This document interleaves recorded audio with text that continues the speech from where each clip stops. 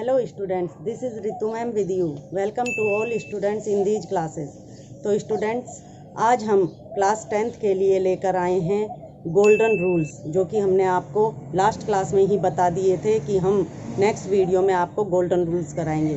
देखिए students, correct form of the verb आपकी grammar का एक महत्वपूर्ण इम्पोर्टेंट टॉपिक है जो कि आपको 4 नंबर दिलाता है। तो स्टूडेंट्स मैं आपको बता देती हूँ कि सेक्शन सी जो आपके पेपर में आता है, उस सेक्शन सी में जो पहला टॉपिक आएगा वो तुम्हारे correct form of the verbs का ही आएगा, जिसमें आपको 8 सेंटेंसेस दिए जाएंगे। 4 नंबर का आएगा, जिसमें आधे आधे मार्क्स का प्रत्येक सेंटेंस होगा। तो स्टूडेंट्स उनमें जितने भी मैंने आपको टेंस कराए हैं, उसके अलावा कंडीशनल सेंटेंसेस कराए हैं, उसी में से निश्चित रूप से सेंटेंसेस भी उसी में से आएंगे, और जो ये गोल्डन रूल्स करा रही हूँ इनमें से ही correct form of the verb का प्रयोग होगा। तो स्टूडेंट्स चलो गोल्डन रूल्स की तरफ चलते हैं। Golden rules of correct forms.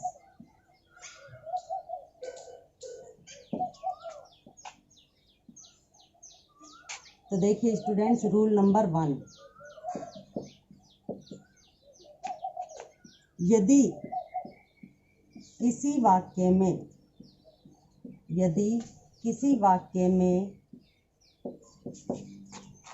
रिक्त स्थान से पहले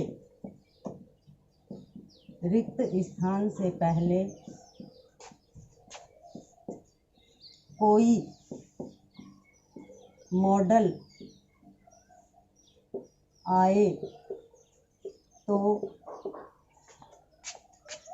रिक्त स्थान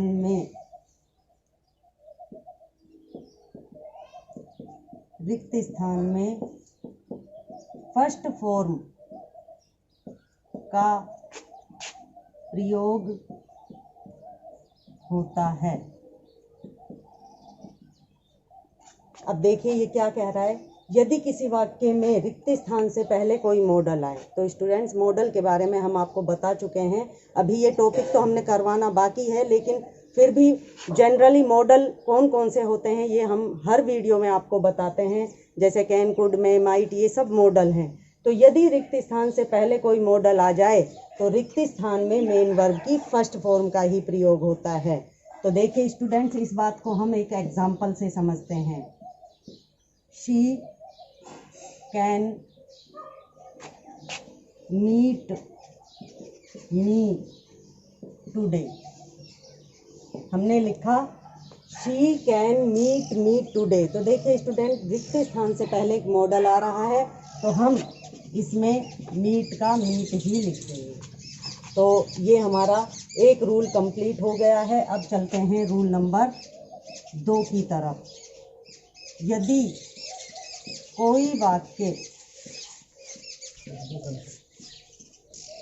कोई वाक्य फर्स्ट फॉर्म से शुरू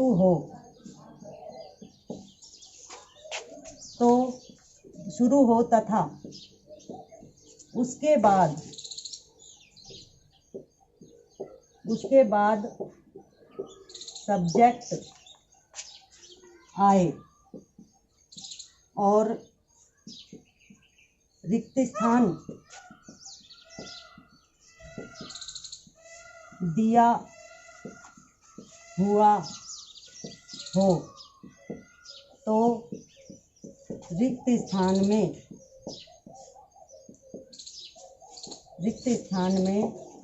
is am are plus ING form, या यूं कह दो प्रेजेंट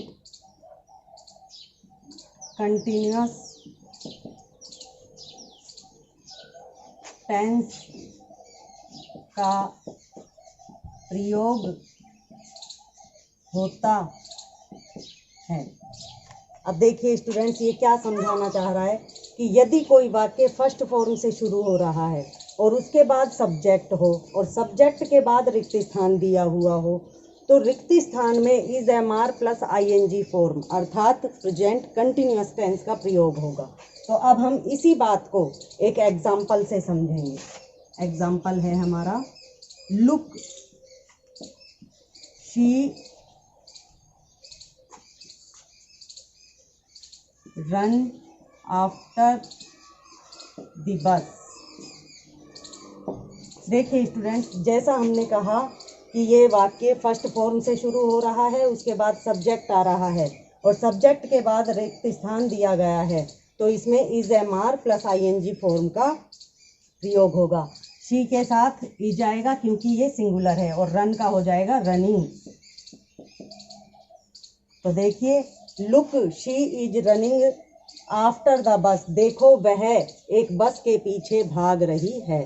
तो स्टूडेंट्स, ये हमारे 2 रूल हो गए हैं। अब हम तीसरे रूल की तरफ चलते हैं। देखिए स्टूडेंट्स, अब हम रूल नंबर 3 की तरफ चलते हैं। रूल नंबर 3 है, यदि किसी वाक्य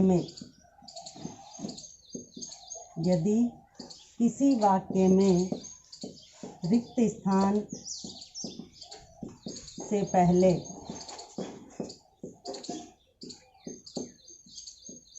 टू या लेट आए तो रिक्त स्थान में वर्ब की फर्स्ट फॉर्म का प्रयोग होगा। रिक्त स्थान में फर्स्ट फॉर्म का प्रयोग होगा। अब ये क्या कह रहा है, यदि किसी वाक्य में रिक्त स्थान से पहले टू आ जाए या लेट आ जाए तो रिक्त स्थान में फर्स्ट फॉर्म का प्रयोग होगा। तो देखिए स्टूडेंट, अब हम इसी बात को एग्जाम्पल देकर समझेंगे। जैसे हमने लिखा example, let me go home. तो देखिए रिक्त स्थान से पहले लेट आ रहा है, इसके साथ एक ऑब्जेक्ट जरूर आएगा, खाली लेट कभी नहीं आएगा। तो हम इसको रिक्त स्थान से पहले ही मानेंगे, लेट मी, और यहाँ गो की फर्स्ट फॉर्म आ जाएगी, लेट मी गो होम, मुझे घर जाने दो। तो स्टूडेंट्स, ये तो था लेट का, अब लेते हैं टू का। She met me yesterday because she wanted to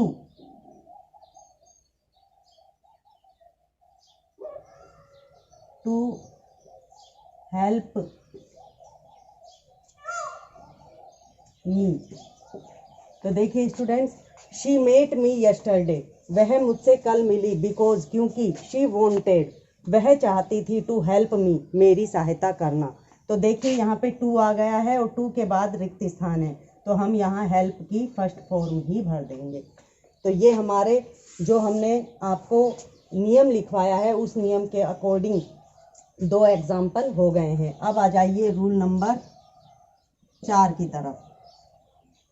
यदि किसी वाक्य को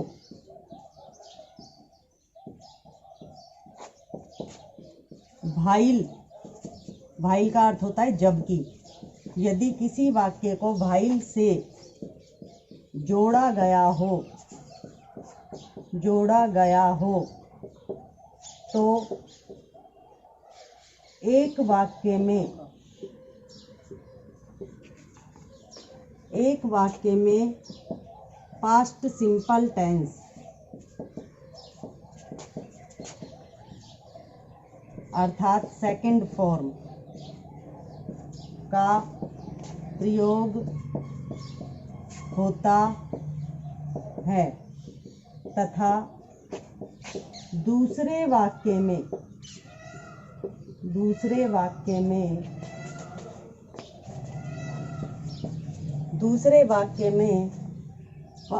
past continuous tense continuous tense अर्थात वाज या वर प्लस आईएनजी फॉर्म का प्रयोग होता है। तो देखिए स्टूडेंट्स, ये क्या कहना चाह रहा है कि यदि किसी वाक्य को व्हाइल से जोड़ा गया हो और एक वाक्य में पास्ट सिंपल टेंस यानी सेकंड फॉर्म आ रही है, तो दूसरे वाक्य में वाज या वर प्लस आईएनजी फॉर्म का प्रयोग होगा। तो अब हम इस बात को भी एक एग्जाम्पल देकर समझाएंगे। हमने लिखा I played cricket while she blank space reading a book. तो देखिए स्टूडेंट्स, इसमें व्हाइल आ गया है, व्हाइल से पहले सेकंड फॉर्म आई है, तो इस वाक्य में वाज या वर यानी कि शी सिंगुलर है तो वॉज और फिर रीड की आईएनजी फॉर्म रीडिंग आएगी। तो इसका अर्थ हो जाएगा I played cricket while she was reading a book, कि मैं क्रिकेट खेल रहा था जबकि वह एक किताब पढ़ रही थी। तो ये हमारा रूल नंबर 4 हो गया है। अब चलते हैं रूल नंबर 5 की तरफ। तो देखिए स्टूडेंट्स, रूल नंबर 5, हमने आपको जो लास्ट वीडियो में कंडीशनल सेंटेंसेस कराए थे उनका हमने आपको करेक्ट फॉर्म में रूल किस प्रकार से करेक्ट फॉर्म में सेंटेंस आता है ये हमने नहीं बताया था। तो स्टूडेंट्स देखिए, उन 3 रूल्स में से एक रूल हम लेते हैं और वो वाक्य पूरा करते हैं। हमने लिखा if she worked hard she blank space, यहाँ लिख दीजिए पास विद फर्स्ट डिवीज़न। तो देखिए स्टूडेंट्स, ये हमारा रूल नंबर 2 है, जिसमें हमने बताया था यदि इफ वाले वाक्य में सेकंड फॉर्म आ जाए तो दूसरे वाक्य में वुड प्लस फर्स्ट फॉर्म का प्रयोग होता है। तो ये वो ही वाला वाक्य है, तो हम इसमें लिखेंगे वुड प्लस पास। तो देखिए स्टूडेंट्स, ये हमारे जो गोल्डन रूल्स थे आपके correct form of the verb के बेस पर, वो आज हमारे कंप्लीट हो गए हैं।